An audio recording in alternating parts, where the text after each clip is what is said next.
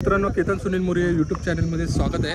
मी आज आहे साताऱ्यामधल्या निमसोड भागात आणि या निमसोडमध्ये पारंपरिक पद्धतीने भरलेलं यात्रेनिमित्त भरलेलं एक बैलगाडी शर्यतीचं जंगी असं मैदान आहे। या मैदानामध्ये कुठले कुठले बैल आलेत ते आपण ती बघूया आणि त्याचबरोबर त्या बैलांबरोबर आलेली काही मंडळी आहेत, आपण त्यांच्याशी पण जरा संवाद साधूया। पहिला आपल्याला भेटलेला आहे पिस्टन 2211 अर्थात उरळी देवाची यांचा पिस्टन आणि त्याच्याबरोबर त्यांची काही मंडळी आहेत माझ्याबरोबर आणि पिस्टनची गाडी बघा आणि यस। तर माझ्याबरोबर बोलण्यासाठी आहे आपले सनी ड्रायव्हर। सनी दादा नमस्कार। नमस्कार।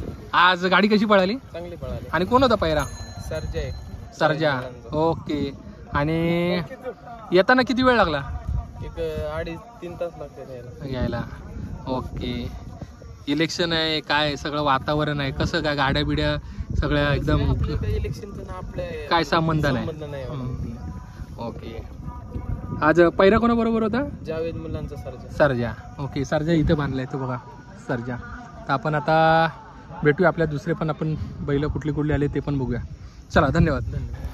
आपल्या महाराष्ट्राचे जे जावेदभाई मुल्ला आहेत तांब्यातले, त्यांचा सर्जा खूप मैदानं करतोय आणि या मैदानामध्ये खूप आपली कामगिरी पार पाडत त्यांनी आजपर्यंत चांगले चांगले किताब त्यांनी त्यांच्या नावावर केले आहेत। तर आपण बघतोय सर्जाला। रणजित निंबाळकर सर यांचा हिंदकेसरी सर्जा आणि तुम्ही बाजूला बघताय विठ्ठल नानांचा फोटो, त्या गाडीवरचा त्यांच्या बकासूर पण आहे आणि सर्जा पळतात आहे आणि आपला सर्जा निंबाळकरांचा सर्जा आपला सर्जा आणि त्याचबरोबर रणजित सर निंबाळकर अख्ख्या महाराष्ट्राच्या चर्चेत असणारं आणि त्याचबरोबर आधुनिकतेमध्ये आपली परंपरा जपणारे रणजित सर नमस्कार। आणि खूप आज ऊन आहे हो, आणि या उन्हामध्ये कसं जमतंय? गाडीत लावला एसी, आपल्याला उष्णता सहन होत नाही आणि ही बैल तर पळतायत बघा, आपल्याला एसीशिवाय तर जमत नाही। बरोबर। पण बैल पळतायत त्याबद्दल त्यांचं तर मनापासून आभार मानलं पाहिजे, कारण एवढ्या उन्हात पळणं म्हणजे सोपं काम नाही। खरं सर सॉरी, ॲक्च्युली आता तुम्ही गडबडीत आहे त्यामुळे आता सेमी पण सुटतोय वाटतं, नाव लागलंय। नक्की आपण मुलाखत देऊ नक्की काही वेळानंतर मुलाखत याच चॅनलवरती। सर माझा एक छोटासा प्रश्न आहे, 2-3 दिवसांनी मैदानं करतोय आणि म्हणजे पशुवैद्यकीय अधिकाऱ्यांच्या म्हणण्यानुसार बैलांचा ह्या टायमिंगचा जो फेरा आहे तो म्हणजे शर्यत क्षेत्रामध्ये ऑफिशियली मी असं ऐकून आहे की 4-4 दिवसांनी 5-5 दिवसांनी तो बैल पळला पाहिजे शर्यत क्षेत्रामध्ये ह्या ऋतूमध्ये। 3-4 दिवसामध्ये पळतोय, थोडासा दाटत होते पण मैदानं पण भरपूर आहेत, त्याच्यामुळे 3-4 दिवसाचा गॅपच काढतोय। ओके सर, धन्यवाद। आपण भेटूया परत। धन्यवाद। या दुपारचं खूप रखरखतं ऊन आहे ॲक्च्युली। हे म्हणजे हा जो पट्टा आहे जो आहे ॲक्च्युली जसं जसं आम्ही सातावरून जसं पुढे आलो तसं सगळा माळरान प्रदेश लागला, पण एवढं त्याच्यानंतर आम्हाला म्हणजे प्रखरशाने ऊन जाणवत आहे ना, म्हणजे ते खरं म्हणजे जी माती आपण एका ठिकाणी जी काळी होती ना ती जशी जशी पुढे आली तशी त्याची सफेद दिसायला लागली। म्हणजे विचार करा किती इथे उष्णता आहे। आणि आता जस्ट मैदानातले सगळे गट संपलेत, फायनलच्या चिठ्ठ्या निघालेल्या आहेत, सेमीच्या चिठ्ठ्या निघालेल्या आहेत आणि त्याच्यानंतर आता आम्ही जरा एका ठिकाणी थांबलो आहे आणि एक काका आहेत त्यांच्याकडून आम्ही आता गोळा घेतलेला आहे। तुम्ही बघताय काहीतरी वेगळं काहीतरी ते मलाई विलाई टाकून ते करतात आहे। तर थोडं आपल्या शरीराला मेंटेन ठेवावं लागतं, त्यामुळे आपण आता गोळा घेतो। तर मित्रांनो, आपण आलेलो आहोत P3 लाईव्ह म्हणजे आपले जे पवन दादा P3 लाईव्हवाले त्यांच्या कंट्रोल रूममध्ये, म्हणजे मैदानामध्ये त्यांचा एक छोटासा कंट्रोल रूम आहे, डिस्प्ले मोठा, आणि पवन दादा आणि रणजित सर नमस्कार। नमस्कार। आणि आता गाडी आपली सेमीला लागली आणि तुमच्याकडूनच चिठ्ठी निघाली आहे, काय बोलताय? छान आहे, जावेद भाईंना चिठ्ठी काढली आज। अच्छा। मधून चिठ्ठी निघाली, 2 नंबर सेमी 3 नंबर तासावर सेमी सुटतोय, थोडंसं बरं वाटतं इथं बसून पाहिलं। येस। पवन दादा काय म्हणताय? काय मस्त, तुमच्याच गाडीत बसून तुम्ही, आणि हे दररोजच आहे तुम्हाला, काय बोलताय? रोजच आहे आम्हाला, काय मैदानातील थंड हवेचं ठिकाण म्हटलं की P3ची गाडी। आता हे सगळं असं आपण बसलोय, असं वाटतं की विश्रांती घेताय का फक्त म्हणजे लाईव्ह चाललंय असं काय?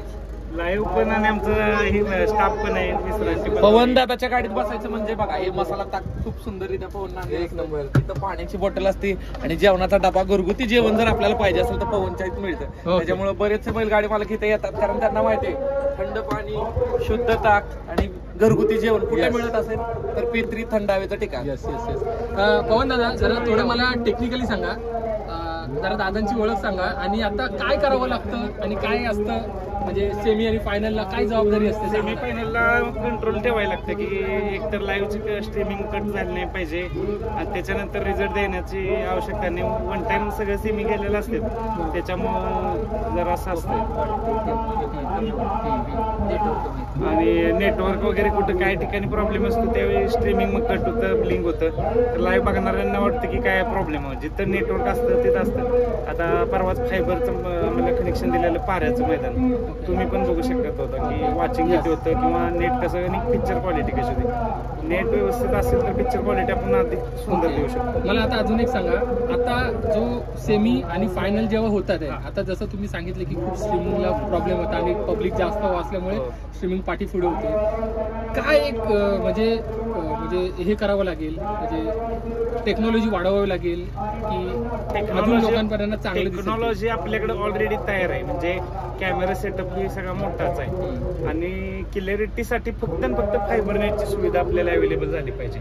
आणि अशा ठिकाणी शर्यत असते की तिथं फायबर नेट नेऊ शकत नाही आपण. बरोबर. आणि जिथं जर फायबर नेट न्यायचं झालं तर तिथं 30 ते 40 रुपये खर्च येते. म्हणजे आता गावापासून साधारणतः 4 ते 5 किलोमीटर अंतर असते तर तिथं फायबर नेट आपण नेऊ शकत नाही. लाईव्ह बघणाऱ्या लोकांना माहित नसते ही शर्यत कुठल्या ठिकाणी चालते. टेक्निकली फक्त आपल्याला नेटवर्कचाच विषय येतो. तो निश्चय मिटवण्यासाठी जर आपल्याला फायबरची सुविधा अवेलेबल झाली तर आपण क्वालिटी चांगली देऊ शकतो. बरोबर. आता जे दादा जे आता कंट्रोलिंग करतात आहे त्यांचं एक्झॅक्ट काम आहे काय काम आहे जरा सांगा. आता हे माझे मित्रच आहेत, आमच्या गावचेच आहेत, जयदीप सुर्वे म्हणून आहेत ते. आता हे सगळे ऑपरेटिंग करतात, म्हणजे 3 कॅमेरा असेल तर खाली सुटताना पहिला ब्लिंक म्हणजे स्विच करायला लागतो, परत पुढचा करायला लागतो, दोन्ही साईडला अँगलला निकाल द्यायला लागतो. मी त्यातून लाईव्ह स्ट्रीमिंगवर लक्ष ठेवावं लागतं कंट्रोल करायला. मला एक शेवटचा प्रश्न, पब्लिकच्या तुम्हाला काय कमेंट्स येतात आणि त्याच्यासाठी तुम्ही म्हणजे तुमची आता जरा थोडी टेक्नॉलॉजी वाढवावी लागेल? नाही, काय लोकांना जरा समस्या येतात? प्रॉब्लेम येत होता एक मागल्या 2 महिन्यापूर्वी भरपूर प्रॉब्लेम आला. टेक्नॉलॉजी आता तेच सेटअप आहे, काही आपण त्यात चेंजेस केलेलं नाही. म्हणजे आता काय त्यात योगायोग म्हणावं का काय, पण ह्या कारण मग सकाळी आलो होतो ना तेव्हा मागच्या मैदानात सांगत होता की फोन इथं नेटवर्कचा प्रॉब्लेम येतात. आज तोच सेटअप आहे, ठिकाणी तेच आहे. कधी कधी नेटवर्क इश्यू असतात, त्याच्यामुळे लाईव्ह वाल्यांना जे बघतात त्यांना नाव ठेवू नका, कारण ते चांगलं दाखवतात म्हणून तुम्ही पाहू शकताय. कारण त्यांना दाखवण्याचं काम केलं नाही तर तुम्हाला दिसणार नाही. त्याच्यामुळे कुठे ना कुठे तर टेक्निकल प्रॉब्लेम असतात, अडी अडचणी असतात, समजून घ्या. पवन दादा, अजून एक विषय आहे की दोन्ही कॅमेरे अँगल कॅप्चर करतात, पण जेव्हा फायनलचा फेरा असतो त्या टायमिंगला ड्रोनची पण तेवढीच भूमिका असते, तर तुम्ही त्याबद्दल काय बोलताय? फायनलला ड्रोनची गरज आहे, आवश्यकता आहे. गर्दी भरपूर प्रमाणात होती, निकाल द्यायचं झालं तर दोन्ही साईडनं पब्लिक येतं, मग कॅमेऱ्याला अडचण येते. त्यासाठी आपल्याला थर्ड एम्पर म्हणून ड्रोनचा यूज केलाच पाहिजे. ओके. ड्रोन असेल तर काय अडचण येणार नाही.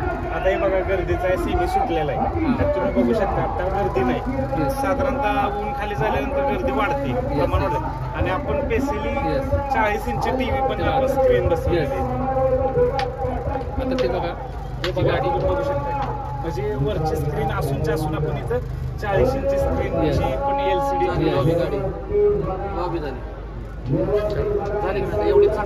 मुलाखत दिल्याबद्दल आणि रणजित सर तुमचे पण मनापासून आभार. धन्यवाद. थँक्यू.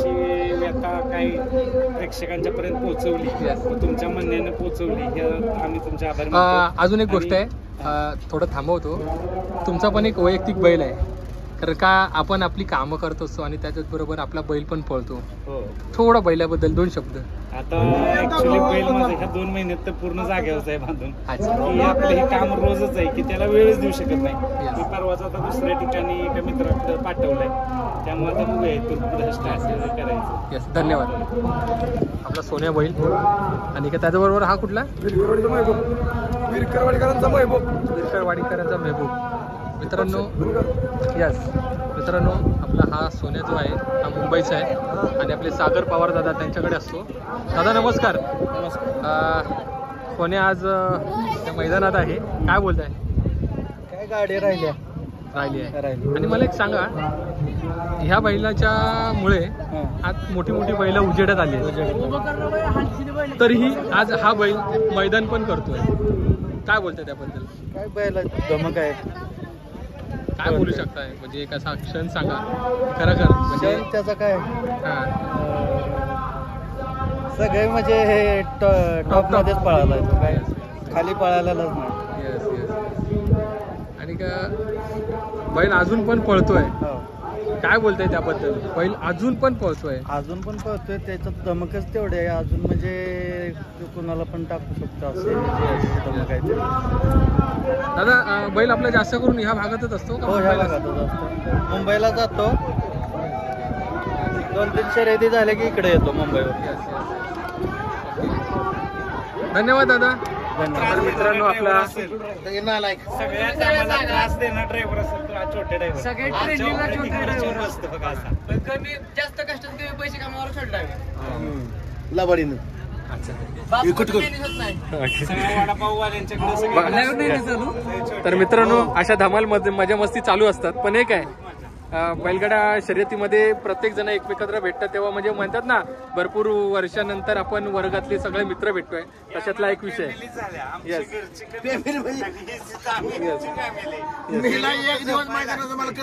Yes yes. घरच्यांना मला सांगितलं घरच्यांनी असं असं काम आहे काम तुमचं तुम्ही करा. Yes yes. धन्यवाद दादा. त्या मैदानामध्ये सप्तहिंद केसरी बकासूर आणि त्याचबरोबर रणजित निंबाळकर सरांचा तो आपला सर्जा जिंकलेला आहे. आणि त्याच नंतर आपण आता बघतोय जल्लोष काय. तर आपण जल्लोष बघूया. मोहिल धुमाळ, सनी ड्रायव्हर, रणजित निंबाळकर, त्यांची गाडी आणि त्याचा सगळा मित्रपरिवार मित्रांनो बघतो आपण. तर गाडीच खूप छान पळालेली आहे. तर आपण बघूया आता. बकासूर बघतो चाललंय बकासूर. सर्जा मस्त मस्त गाडी पळाली आहे. प्रत्येकाचे मान सन्मान केले जातात आहे. आणि मैदान आता बऱ्यापैकी संपलेलं आहे. प्रत्येक जण आपल्या घरी चाललेले आहे. बघतोय श्री नाथसाहेब प्रसन्न मुळशीकरांचा सप्तहिंद केसरी यांचा बकासूर. आणि का त्याचबरोबर साम्राज्य श्री नाथसाहेब प्रसन्न यांचा साम्राज्य. खूप छान पळाली ही पण गाडी.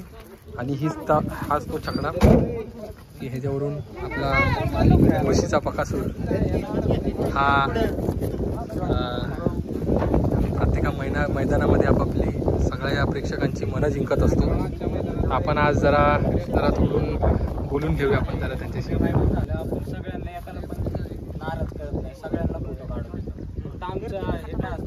बघतोय एक बकासूर प्रेमी आहे तो मोहीशी बोलतोय. दादा जरा तुमची बॅक साईड दाखवा. यस. बलमा आणि बकासूर. सातारा म्हटलं ना तर आपल्या बकासूरला बलमाशिवाय जोड नाही. आणि आपण बघतोय दादांच्या घड्याळावरती पण बलमा आहे. आणि मी मोहिल दादा 2 शब्द सांगा. कारण काय बघा अशी मंडळी येतात तुम्हाला जेव्हा भेटायला तेव्हा. खूप मोठे फॅन आहे बकासूरचे. काय एक लेडीज होती ओळखीतली, त्यांनी बकासूरच्या हातावरती टॅटो बिटो काढला. त्या दिवशी त्यांच्या बर्थडेच्या दिवशी ते घरी आले ते गोट्यावरती बकासूरला भेटायला. मग खूप महाराष्ट्रात फॅन आहे की अंगावर टॅटो, परत शर्टावरती फोटो बिटो खूप आहे. खरं हे भाग्य फक्त ह्या आपल्या महादेवाच्या नंदीमुळे. आणि खरं मोहिल तुझे मनापासून आभार. कारण का सगळ्यांना वाटत असतं की तू खूप बिझी आहेस. म्हणजे मैदानामध्ये खूप म्हणजे म्हणतात ना जबाबदारीने काम करावं लागतं. अशी म्हणजे म्हणतात ना की खूप एक स्पष्टच बोलतो मी. खूप म्हणजे एकदम त्याला वेगळं रूप आलं आहे मोहिलला. त्याच्याबद्दल काय सांग? सगळं कष्ट केलं की सगळं फळ भेटतात. बरोबर. धन्यवाद. थँक्यू.